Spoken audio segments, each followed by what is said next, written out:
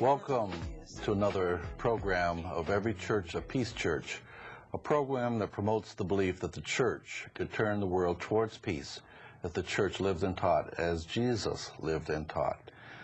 Welcome back. And today's program we have an exciting guest, another exciting guest, Dr. Noel Erskine. Dr. Erskine is an associate professor at the Candler School of Theology, and we are recent friends. And I want to welcome you to the set and to the program, Every Church a Peace Church. Every Church a Peace Church. What does that mean to you when you hear those words? Every Church a Peace Church. First of all, it conjures up for me images of what Christ must have meant to the church to be. Mm-hmm. The business of the church is peacemaking. I can hear Jesus saying, "Blessed are the peacemakers." And when I remember from reading the scriptures that Jesus devoted his life to peacemaking, died on the cross. Forgiving. Yes. Making peace and reconciliation for us. It seems to me that the least that the church can do is to embody this life of Christ in its own life. Yeah. And you're right. And the problem is that so much of the history of the church has been an acknowledgement, a passing acknowledgement that, yes, Jesus said, "Blessed are the peacemakers, for they are the sons or children of God."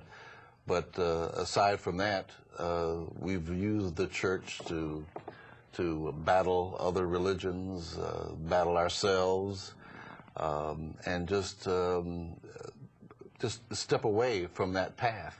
Yeah. And that's the sorry part of in many respects, the Christian history, is that it has ignored the Christ and has greatly accepted the culture of militarism and commercialism and those types of values. So this program, Every Church a Peace Church, does wish to again bring back the conversation about who is Jesus and what was he about and where is the church in connection with Jesus's activities as a peacemaker. With these times of war, it's all the more important that people of faith promote the concept of, and the notion and the truth that Jesus was indeed a peacemaker. There is a crisis of faith, and one way of depicting this crisis is to talk about the distance between word and deed, or words go in one direction and or deeds go in another direction. There is such a gap between who we are called to be and who we actually are. And it seems to me that part of what we have to be about is bridging this distance, bridging this gap between the way we proclaim the faith and the way we act out the faith. It does seem to me that anyone who takes Jesus seriously and anyone who would follow Jesus and be a disciple of Christ would have to acknowledge that war is a failure. Mm-hmm. To go to war is to acknowledge failure. Something didn't work out well. Yes. We detoured, we departed from the principles and the teachings of Jesus. And perhaps this ethos of war is one way to call us back to peacemaking. And it seems to me that this is one area in which the church could be helpful to governments, is to through our laity and through our own practice, through our own internal practice, model what peacemaking is about. Yeah. And if we could model that, then I believe Christ would become alive in our churches and in our lives. Yes, well, it certainly is necessary, and war does, as you've mentioned, these times do bring up the issue that we really cannot sit back and treat things as normal. when we see ourselves participating in a government and in a society that places so much value on the negative aspects of humanity, the violence, the sex, the war, the value of the bling bling, as the youngsters would say, the commercialism, and these are values that are just are antithetical to the notion of what Jesus was really about when he lived and what he taught and what others wrote about him in terms of how to live, how to act, how to interact. What do you think would be the mission or the role in peacemaking, the role of and the mission of the church in peacemaking? How do you think we can get the church to be more inclined to talk about our connection with our fellow man and with our the earth? How can we do that? What do you think are some of the suggestions? You for example, in your role as teaching other students in theology and seminary, how do you go about doing it? H. Richard Niebuhr, the theologian, wrote an interesting book called Christ and Culture. And in this book, he raised the question, which you are asking in part, what is the relationship of Christ to culture? Is Christ the Christ of culture? And it seems to me, if you just look at that typology for a minute, the Christ of culture, you can see where a lot of churches go wrong, where it's possible for governments to go wrong as they seek to enculturate Christ in culture and commodify the gospel, make the gospel acculturated. He asks the question, is Christ against culture? Is Christ above culture? Or is Christ the Christ who transforms culture? And it seems to me when we come to the whole question of transformation, that's really where he came down and where I would like to come down, that we can't go along to get along, which is the way so many churches see peacemaking. You know, let's go along to get along. We have to recognize that the gospel calls culture into question. And that's one area in which we're so scared to question things and for the gospel to serve as corrective. Because it seems to me that peace with God is war with the world. That you can't have it both ways. You can't have peace with God and peace with the world. To have peace with God is to begin to question the ways of the world. It's to begin to point the world toward peacemaking. You can't have a Christian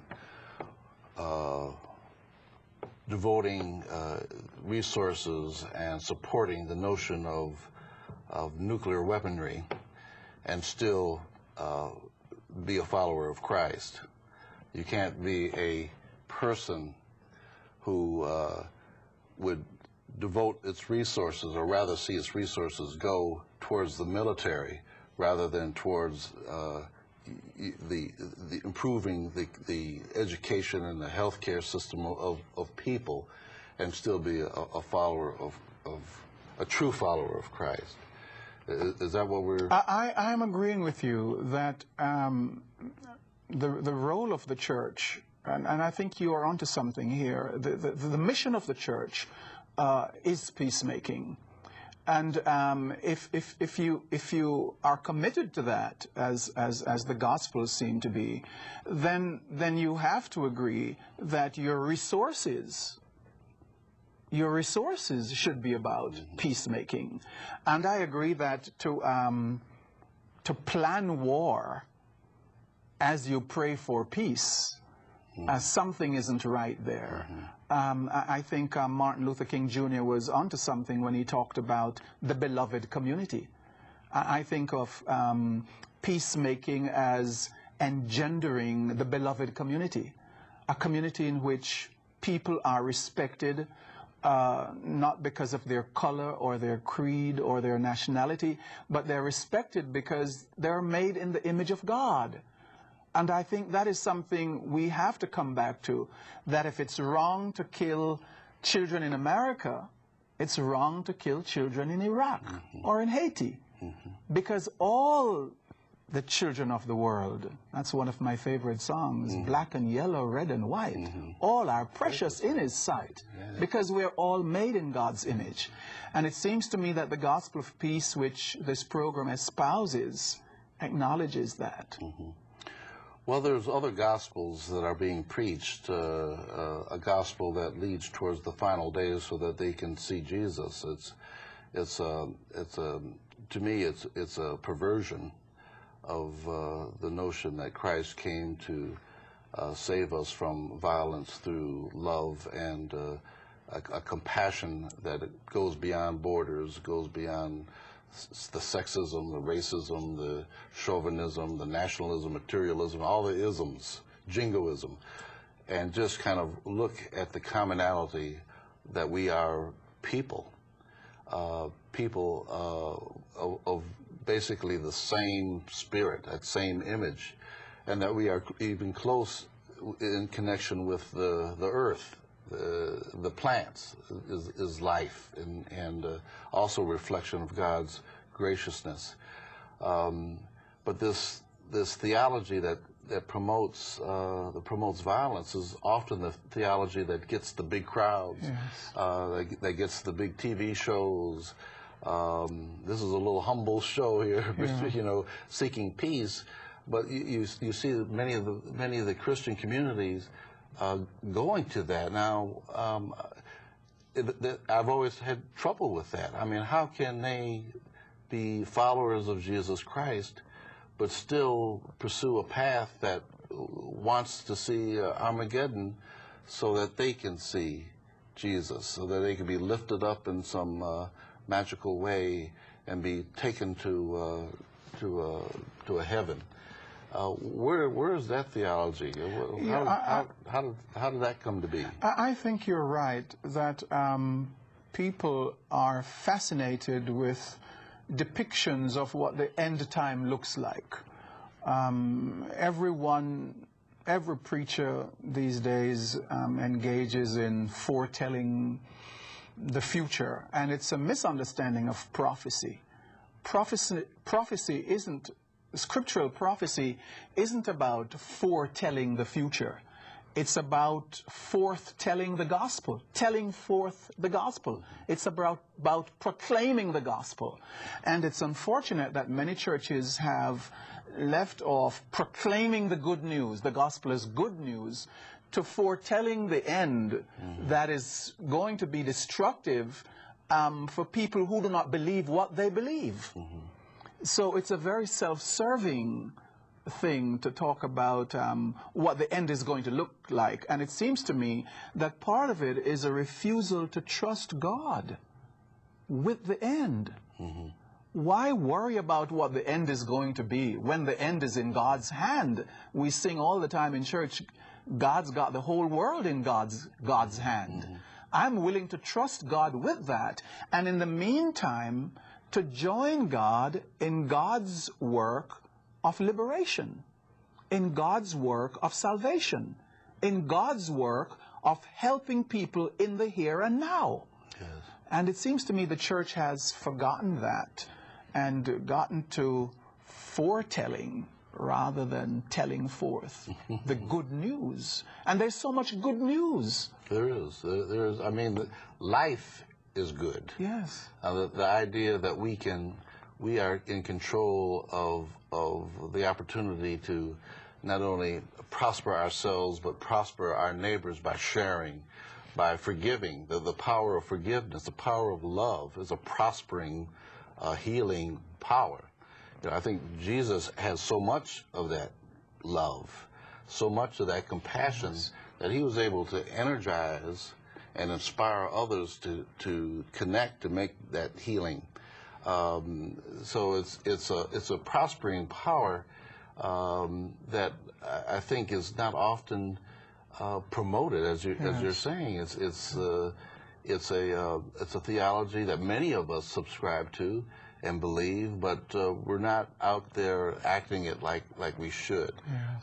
This program is, and I've often said, I go to church, but I'm a lay person. I'm not a theologian. I'm not never been to seminary, but I want to use this outlet to engage in discussions so that I can do what I can do to promote the idea that the faith community is a active, strong force that can move the politics in this country away from materialism and away from war, to one where we can move our politics, our economic systems in the way that Jesus would have us do it, with love as a core, with forgiveness as compassion and a free sharing, not coveting, but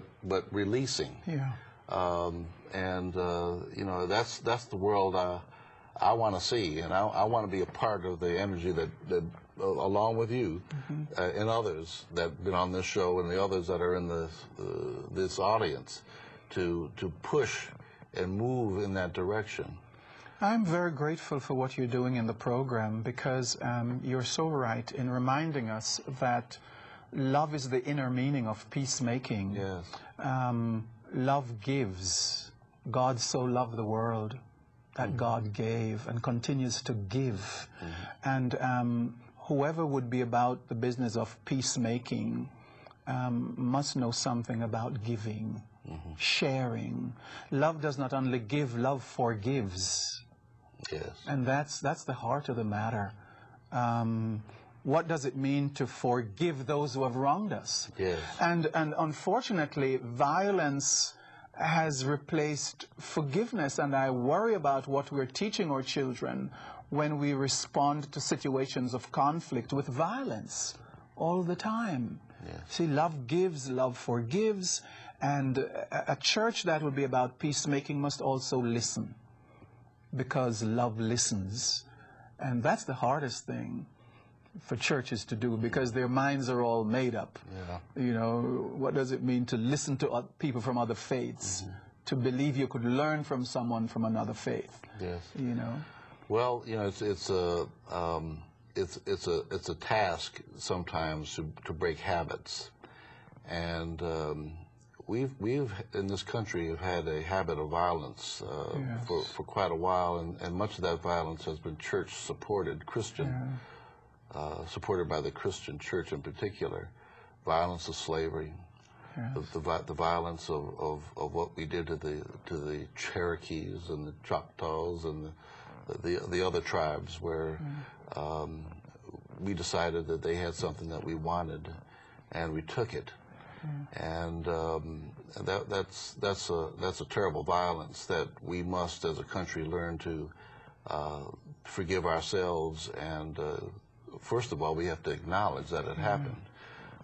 We see that violence that we did to the Native Americans as a kind of a cowboy Indian thing in the past.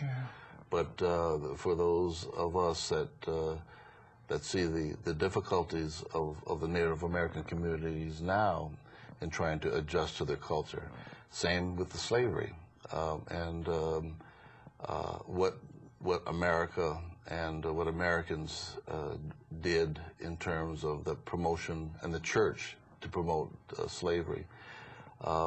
Many of us here at the Every Church a Peace Church community feel that but the church also was a very strong force in overcoming slavery and removing slavery. So we must, as we did in slavery, the church has to come and talk in terms of making illegal and making something that's in our past, our sorrowful past, the notion that we can conquer and to use violence and war to accomplish the ends that we want. I think you're very right that the church has a golden opportunity to model for the world a different way of being. It is clear that our culture is a culture of violence, and that very problem affords the church a privilege, an opportunity of calling the world to peacemaking. But it seems to me that there are a number of ways we could do that, and one way we could do that is in the internal life of our churches. Mm-hmm. And one area in which I think we need to grow in peacemaking is the whole question of the relationship of male-female in our churches. I don't know what you think about it, but there are many churches that sort of prescribe the role of women in churches. Oh, yes. Women are not allowed to be ordained. Women are not allowed to preach.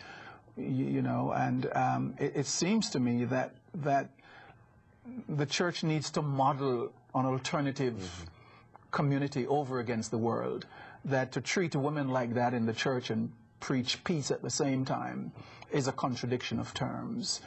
Another area in which I think the church needs to model peacemaking is in race relations, where there are still many churches that are separated. Martin Luther King Jr. made the famous quotation that Sunday morning at 11 o'clock is the most segregated hour in many American churches. So the question of race relations, the question of gender relations, and the big one that you have to help me with is the whole question of sexual orientation. Mm-hmm. What do we do with the reality of gays in our church? Yes. It seems to me that the way we treat gays now is the way white folks used to treat black folks in our church. Yeah. And it does seem to me that the church needs to struggle with that issue as we begin to talk about modeling peace to the world. Most certainly. I mean, every human being is created in the image and likeness of God, and certainly you can't see God as a masculine figure or a feminine figure. God is without gender. God is love, and as long as a person is born, then whatever choices he or she takes or is a reflection of God. One of the things I think that the church needs to do in peacemaking, in terms of modeling, is being active in its peacemaking. In other words, looking at the model of Jesus, Jesus was an actor, and he was a very aggressive actor in the sense that he went out into the communities, he traveled, he raised the contradictions, he protested. He was in the streets promoting his beliefs and showing us the way that we should go in terms of how we should live. The church is, in many occasions, is not the active church. Mm-hmm. Now, we know that there are some active churches and active ministers and active ministries, but the church, by and large, is as I see it, oftentimes a place where on Sundays folks can just kind of come and relax and sing very comfortable songs, and then that being done for the hour or hour and a half on Sunday, they resume their life.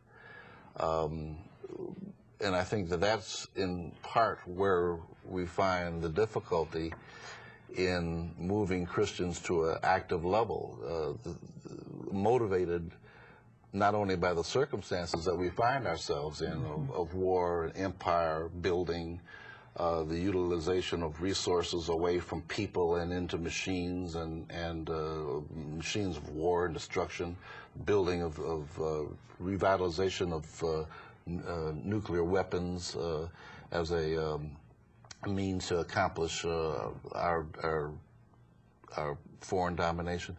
All of these times command us to start looking at what our churches and what Christians are doing in particular. We can really no longer kind of sit back, but we really do have to be aggressive in promoting the belief that those who live by the sword will die by the sword, and that we all are created in the image and likeness of God everywhere. Iraqis, Liberians, North Koreans, that we're all connected to God. Now, we may not agree with this system of governments, but the idea that we cannot utilize forgiveness and reconciliation and opportunities to discuss and work out differences along the common things that we all as people want: peace, security, food, shelter. It seems to me that we could be able to accomplish that without having to resort to bunker-busting nuclear weapons. There is a tension between faith and obedience in the church. To believe is to obey. Faith is obedience. And some churches build their lives around issues of faith and identity. They're cloistered within the four walls of the church. It's fascinating to go to some of the praise services, and I enjoy my praise service in my church, where it's all, we get excited and, you know, we just want to praise God all day, and there's space for that. But that has to be translated. Yes. You see, it has to be translated into action. Dr. Erskine, I'm going to have you back. We're going to have to do this again and pick up where we left off. Our time is almost gone. Okay. But I want to thank all of you listeners for being with us. 30 minutes goes much too quick. Yes. And we're going to have Dr. Erskine back and continue this discussion. I want to thank you all for watching Every Church a Peace Church, and be with us every week as we bring new guests to talk about faith and peace and justice. Thank you. How long will it take till we realize we made a big mistake? If we turn our back on us, and how long will it be till the world can finally see that they turn their back on love?